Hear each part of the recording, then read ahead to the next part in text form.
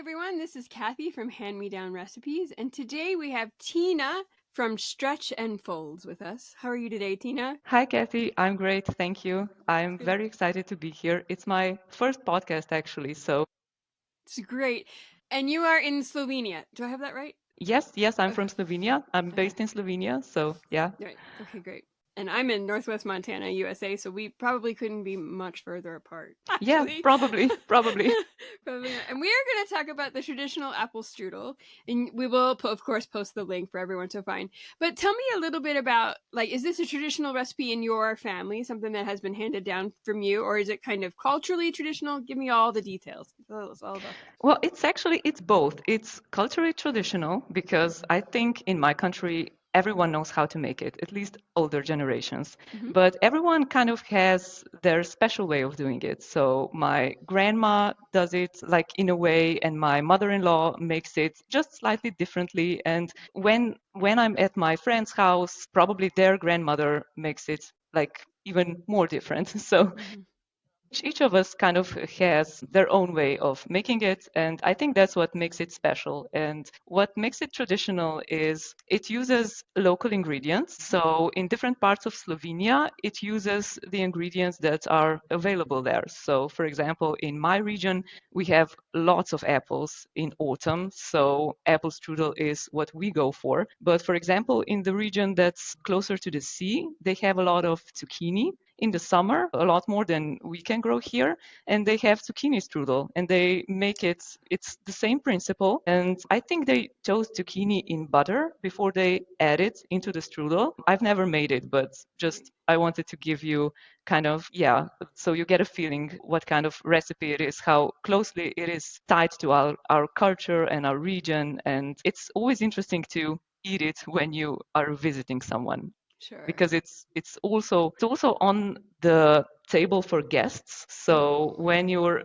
visiting someone, you have a good chance to see strudel on the table. Like yeah, it's food that gets on the table often, especially Sure. when we're hosting. Okay, that makes total sense. And you said about the zucchini. I have had, we call them, we would call that zapple. So, like the zucchini apple, because zucchini, it can taste a little bit like apple, especially when you add cinnamon and stuff to it and cook it down. And so I have done like a zapple pie, not a strudel, with the zucchini. And yeah, you cook it down because the zucchini would be really watery, I would think otherwise. Yeah. Yeah, Yeah. and I think it's the texture gets really similar to cooked apples. So Sure. I think that's why it works. Yeah. That is a great idea. That's really wonderful. I'm going to remember that and try it because I grow zucchini in my own garden and there's always more than I know what to do with. That will be a fun thing for me to try this summer. I'm excited to try that now. And I'm curious, would you use pears too? Or would that, maybe that wouldn't be at all traditional, but. I think it wouldn't be traditional, but I think you could use them. Mhm. Strudel is, I think it's a dish that they made with whatever they had on hand, but Sure. mainly I think apples were used and cottage cheese. Cottage cheese is something that a lot of people mix in with the apples, so it's kind of apple strudel with cottage cheese, or some people just prefer plain cottage cheese and maybe, there's a couple of raisins in there, so it gets the sweetness from the raisins. So I think apples and cottage cheese are the most traditional, Okay. or the mix of those. Yeah, but pears would work, I think, Yeah, I because think it's hard like an apple, kind of. Yeah. it's a very forgiving recipe. Yeah. Like you can basically roll anything in it. Cherry strudel is actually very good. Oh, yum. I have a friend that their mother makes the best cherry strudel. It's yeah, it's really great. Yum. That sounds really great. We have locally where I live, we have sweet cherries that grow kind Mhm. of around a lake in a very specific growing climate. And so now I'm thinking, oh, that sounds really good. I quite like sour cherries too, so both would be great. Both sound really good. And okay, so let's just talk really quickly. You said now this recipe, you just kind of adapted it from your mother's or your grandmother's, is that right? Yeah. Yeah, it's my own recipe because it's a mix of my grandma's recipe and my mother-in-law's recipe. Oh, okay. Yeah, it's actually they use the same ingredients, but my grandma never grated the butter. And this was something that my mother-in-law does, and I think it's a great idea not to, you don't have to roughly, butter is hard to Yeah. kind of spread out. Yeah. So grating it is a great option. So they use the same ingredients mostly. but the techniques are a bit different. So my version is a mix of my grandmother's strudel and my mother-in-law's strudel. That is really smart. The grading is really smart. It's a clever idea that I wouldn't have probably thought of had you not written it in your recipe. So that's great. Yeah, thanks. Yeah, and it's a very forgiving recipe. So it doesn't matter if you have 5 apples or 7 apples, or if you have some cottage cheese to use, you can always add it in. Basically, as long as you can roll it and bake it, it usually works. So Right. That yeah. is a, which is always great. And I'm blessed to have a really large old apple tree, and so we always have lots of apples, in the fall. And so this will be a change for me to make that instead of like apple pie or apple crisp, which we tend to do a lot of. But this is just it's so wonderful. And so let's dive in a little bit to the recipe and kind of tell everybody. So there's a dough, obviously with flour, and you have egg and some water, and I think I was gonna say Yeah, olive a oil, little but bit of oil. yeah. Any oil, Wait, yeah. because the oil, I imagine, just based on what I know from cooking, will help but stretch a little bit, right? Hmm. That's why. So that makes sense. And then you have to let it sit. And you do say in the recipe that you can let it sit for a couple of days and just bring it up to room temperature, which is fabulous if you're trying to if you need to do it over days. If you've got a bunch of things going on, it's always nice to prep a Yeah, little bit ahead of time. there's no yeast in it, so you're not risking overproofing or anything like that. So you can make the dough, and you actually need it to rest for at least an hour, so the flour really absorbs the water. But yeah, you can go for a couple of days if you put it into the fridge. So I think it's a recipe that really forces you to slow down a little bit and make some other things in the kitchen while you're stretching it. So it's a test in patience almost. Yeah. So I was telling Tina before we hit record that it is a test in patience for someone like me who isn't always very patient. Although I make bread and do plenty of things, but the rolling out, I struggle with this with egg noodles too. Like the more you can roll them out, the thinner they are, the better they are, and I know that, but there's a certain point where my patience just gives up. But with this, you're stretching and then letting it rest and Hmm. stretching and letting it rest, which is a really fabulous way to just kind of slow down, connect with your food, do some other things, maybe, in the kitchen, maybe chop something for dinner or whatever, or just, read a book. Yeah. You don't have to keep working. You can actually just sit with a cup of tea and read a couple of pages of your book and then go and stretch some more. So that's a Yeah, of course. It also it kind of I feel like I feel connected to the women of our past almost, because I can imagine that they were in the kitchen a lot of time. yeah. So they probably had a lot a lot of plate spinning, or so to say. They had some dough in the corner, they had some stew bubbling on the stove, and I can imagine strudel was something that they mixed the dough in the morning and then they let it sit there, stretched it a bit, left it again, maybe tend to the children or something. It's really a recipe that takes you to the past almost. At least I feel that way sometimes. So I think that's a wonderful thing about it. And also And you can, go ahead. sorry. No, please go. Yeah, I was just about to say that the fact that you can throw almost anything in and it will come out great is a testament to how they used to cook. Like they cooked with local ingredients that were available then, and you didn't really throw anything away back then. So strudel was a great way to use up a lot of things. So if it was zucchini, that went into the strudel. If it was apples, it was that, and if it was cottage cheese, yeah, it's actually about the butter. I know some people skip the butter and just do a bit of heavy cream over Oh, the apples when they spread the apples on the dough. So that's an option as well. You don't necessarily need butter. You just need something dairy based, I would say, that gives it a bit of richness. Yeah. So even all the ingredients are probably optional, almost right. all of them for the filling. Which would be true, right? And I agree with you. That would definitely have been true for like our grandmothers or our great grandmothers. They just made use of everything. Nothing ever went to waste. And Hmm. I love the stories behind food. Obviously, that's why we're doing this podcast. And I agree with you. It does. I enjoy that connection to the past. And we have a culture now where a lot of people are probably like, well, I just go buy phyllo dough and make strudel or whatever, right? And there's nothing wrong with that. I'm not judging anyone, but there is something to be said for just slowing down every now and then. You don't have to do this every day. It can be just a special occasion kind of thing to just slow down and really connect with the food that grows in your area. And probably in most locations in the world, there are apples, I think. I'm sure so whatever local apple you have. I'm not a big, I know there's always people who are like, this apple's better for baking and this apple's better for stewing or whatever. And I'm always like, just use what you got. Yeah, yeah, I'm the Yeah. same. I'm the same. I'm always Googling what kind of apples do I need for that dish or that dish, but then I just end up using the ones that look the prettiest in the grocery store, or I use the ones that are local to me and maybe I know the farmer that grows them. So I think for me that's more important that, the particular sort of apple that I Mm-hmm. would need to use according to some really strict recipes, Right. because apple strudel recipe is not a strict one. It's Right. very open to interpretation. And there's actually an interesting thing that I just remembered now. The way my grandma makes this strudel is a bit, I would say, even a bit more traditional than I do it, because she actually does it on a floured sheet. So not on Oh, the so she puts like a clean sheet on the table, and then she flours it. And when she stretches the dough, she can stretch it really, really thin, because when it's time to roll the dough, you don't have this risk of the dough sticking to the table. So she can just roll it a little bit, and then she kind of lifts the sheet and the dough starts rolling. yeah.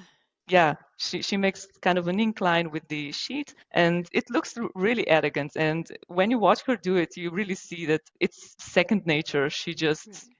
yeah, she just does it so effortlessly. I just make it on the table. But if you really want to go the traditional route, you would use a clean sheet and then flour it quite heavily and then stretch the dough on it and then roll the dough that way. So I think that's the most traditional way to do it. Right. And I can see how that would be actually super effective. I will, if I'm making a lot of pierogies, I will use a towel, like a tea towel Hmm. that I have floured really heavily because they do stick a lot to the counter, and there's just, so the towel helps. And so I'm going to definitely try that next time I make it, because that is what a great idea. So Yeah. fun. That's Yeah, so it smart. is. It is. And I still have like this childlike memories, and I remember how awesome it looked when I was watching her do it when I was little. It was, yeah, it was really, I have very sweet memories about that. My grandmother is still alive, by the way. Yeah. Oh, But very nice. Yeah. yeah, but through when I think about how that looked when I was a child, it's just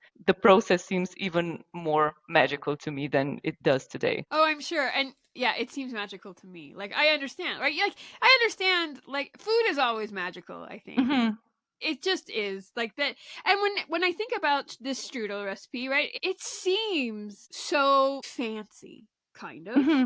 But it's Yeah. really just the most humble ingredients, which is always the best food, in my opinion. It's always the most humble ingredients put together in a really lovely way. Hmm. And so, yeah, that's absolutely true for this.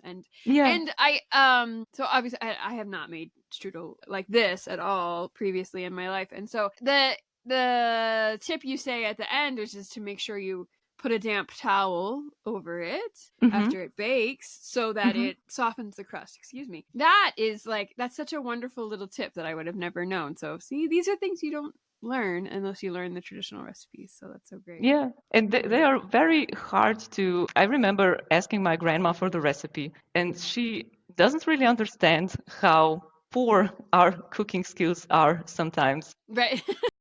I mean, by our, I mean maybe Society cooking in skills general. of my generation. Yeah, because we're so used to just Googling the recipe and follow the instructions. We don't really have that innate knowing of what goes together, and we really start to cook probably after we get married. Even not a lot of people cook a lot when they are teens, but my grandma helped her mother cook when she was very, very little. So preparing food is something she grew up with. And for her, some steps were just logical, and for Right. me they weren't. So every time I ask her for a recipe, she just says, yeah, you just throw a bunch of onions in there, and then you saute them a little, and then you add and I was like, no, no, grandma, I need grams, I need minutes, I need the recipe. And she's always confused, like I'm giving you the recipe.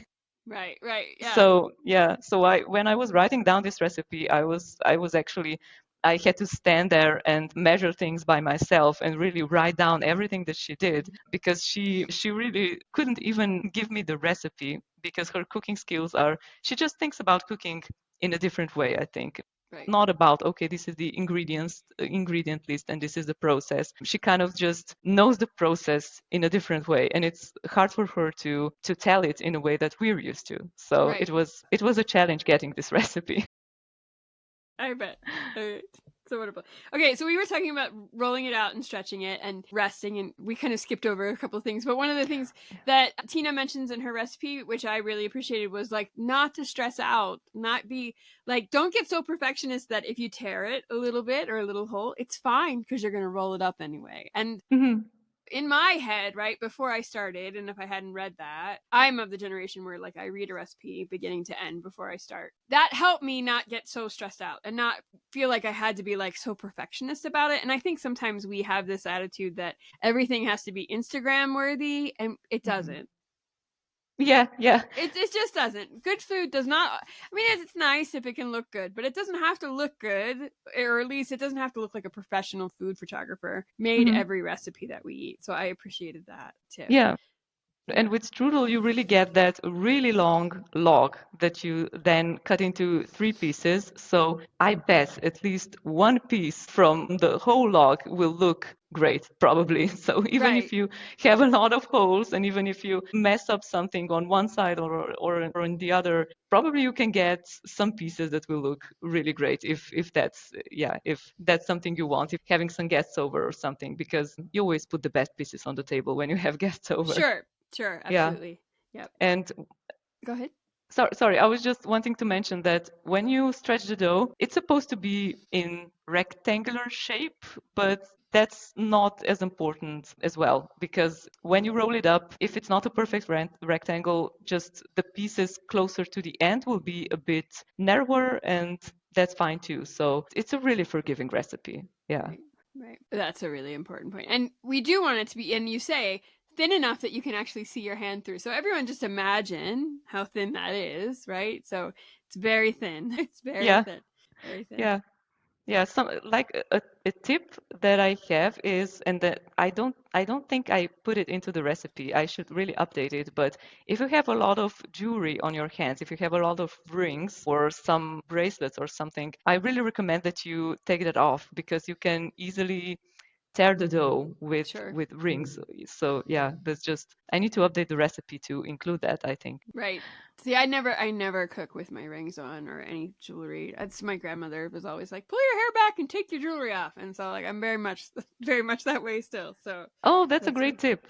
Yeah, I yeah. usually cook with jewelry because a lot of the recipes, it's not a problem, but with Right. strudel, it can be. So, Sure, sure. yeah. All right, and so the filling is apples, sugar, raisins, some cinnamon, and the grated butter. And so again, really simple. I'm sure Mhm. if because there's always people who like I don't like raisins. You could leave the raisins out, Yeah, and it will yeah, be yeah. fine. Yeah, yeah, yeah, yeah. Or you can put extra in. If you ask my son and if he's in charge of sprinkling the raisins over the dough, you can bet that there will be a lot of raisins there in the strudel. So, Yeah. yeah, all ingredients are you can really adjust them according to your taste. It tastes right, right. And I quite like raisins, so I'd probably although I yours was there was plenty for the mix, right? It was a good balance of everything. So, and you're gonna roll it up and you're gonna bake it. Now you were saying so for you, would this be a? I mean, this wouldn't be something that you have like on a, just a Wednesday night, right? Like this is Yeah, a fancier, like a for guests or a holiday kind of recipe. yeah, yeah. I think it's strudel is really a recipe you make when you're hosting. I think it's not tied to any holiday. Mm-hmm. Of course, it is most often you make it in towards the end of summer or in autumn where apples are abundant, and even in the winter, because in the winter you kind of try to use all the apples you have before they go bad. Sure. Yeah, but it's not tied to any holiday really. I know we always have it if we have fish for lunch. I don't know why, but Yeah. maybe because we all crave something sweet after we have Mm-hmm. fish and potatoes and some vegetables. I think having a great dessert after that is nice. But that's just a family tradition. It's not something I think it's not something other people do. But I think it is tied to hosting. So if you have people over, strudel is something a lot of people make because it can be served as pieces on the plate, so each guest has his or her own piece, or you can even just slice it thinner and then put a lot of the pieces on the plate and put the plate in the middle of the table so the guests are kind of free to just grab a piece if they want it. I know that my other grandmother does less traditional version of strudel, but she does it so that the roll is a lot smaller and then she ends up with almost kind of bite-sized pieces of strudel. That works really well for hosting because if you just crave a bite of something sweet, you can take it and it's not overwhelming. So there's probably a lot of ways you can serve it, but they all work great. I don't remember ever having strudel that wasn't good. Oh yeah, Yeah. I can't imagine that. Yeah, I can't imagine that either. That's pretty great. And when you serve it, you just serve it plain. Yes, just you just have a slice. You don't serve it with whipped cream or anything like that. No, I know Austrians, which are our neighbors. Hmm. They have this thing that they serve strudel with some kind of vanilla sauce. Oh, okay. So, and that goes really great together, but that's not a tradition in my country. Hmm. But we do sometimes, if we want to make it a little prettier, we do sometimes dust it with, how is it called? Like really fine sugar, powdered We'd call it sugar. powdered Yeah, sugar. Yeah. Hmm. yeah. We do top it with powdered sugar if Hmm. we really want it to look nice, because the crust on top can get a little wrinkly and a little discolored. Sure. So yeah, it looks nice if there's some powdered sugar over it. But Sure. when we're just eating it in our family, or if you host some close friends, you don't really worry about it. Right, right, sure, yeah. But yeah, I agree with you. Sometimes just a dusting of powdered sugar can hide a lot of not Yeah, flaws, but things that maybe you just would like it to look a little fancier. Although yeah, I can right. imagine that is a really great idea. All right, Exactly. do you have any other like tips or things people should really know before they dive into making the recipe? I would say just lots of patience. When you're stretching the dough, it's no problem if it lasts 2 hours. Like you can stretch it and leave it for 15 minutes, stretch it again. If at whatever point you feel like the dough isn't stretching enough or isn't stretching really well, just leave it a bit. That usually works because the Hmm. gluten bonds relax that way. So when you come back to it and stretch it again, it will be a lot stretchier. So I would say just lots of patience. Lots of patience. And I like what you said earlier too about like the idea that probably generations ago, yes, they started it early in the morning and just went about their day and they were like, oh, I should stretch and then go do something. Maybe I'll go, so I appreciate that. And I think again, we all could. This is a great project for when you just want to stay home all day and do nothing else but putter in your house. And so, what a Mhm, great, and that is a really great encouragement for everyone to just be like, it's okay for something to take a lot of time. Years mhm. ago, I had seen Nigella Lawson. Do you know she's a she has a TV cooking show. She's English from the UK. Oh And yeah, I had seen her in an interview or something, and she said, I think we need to remember that time consuming does not always equal difficult, right? Like, mhm, and that is true for this recipe. It is time consuming, but it is not difficult to do. It just takes time. Sometimes the best things come from time. We live in a society where we always want to rush. We always mhm. want to rush. Maybe we just don't need to rush. We can just, and it will probably be good for all of our mental health if we just don't rush through a day. And Yeah, yeah, yeah. yeah, yeah. And it really forces you to think about cooking a little differently. Mm-hmm. In today's world, I think we think about our days in time slots. Like Mm-hmm. I go to work and then I come home and then I have 1 hour to cook lunch. And when back in the day, I think it was more about the rhythm of the kitchen, the flow Mm-hmm. of the kitchen. So you knew that when you got up and no matter what time it was, there was the first thing that you did and maybe the second thing. And one of them could be strudel, one of them Mm-hmm. could be sourdough bread, Right.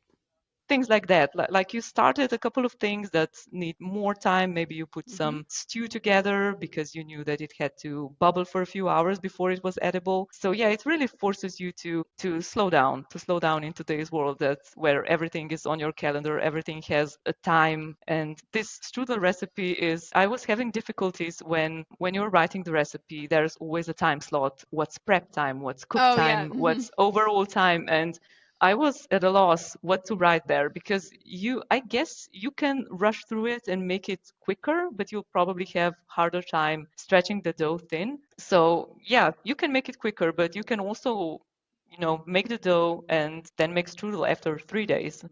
yeah, it's a recipe that really forces you to slow down, kind of like sourdough. Yeah, Right, which is real. Yeah, I agree with you. Baking bread of any kind is just a yeah. wonderful thing, and I do like sourdough too. So and do that. It's wonderful. Great.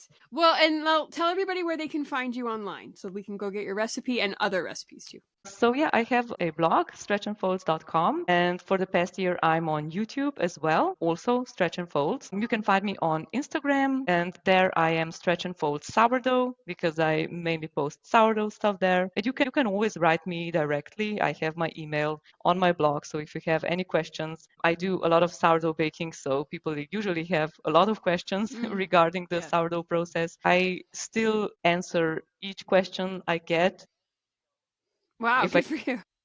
if I have a busy weekend, I can get behind, but I usually I try to answer all of them still. So you can reach me directly as well. Wonderful. Well, thank you so much for this chat. I enjoyed it so thoroughly. Thank you. Yeah, yeah, me too. Me too. Like I said, it was my first podcast and you were really nice. So I'm You I'm were really glad. wonderful. Thank you. Yeah. Okay.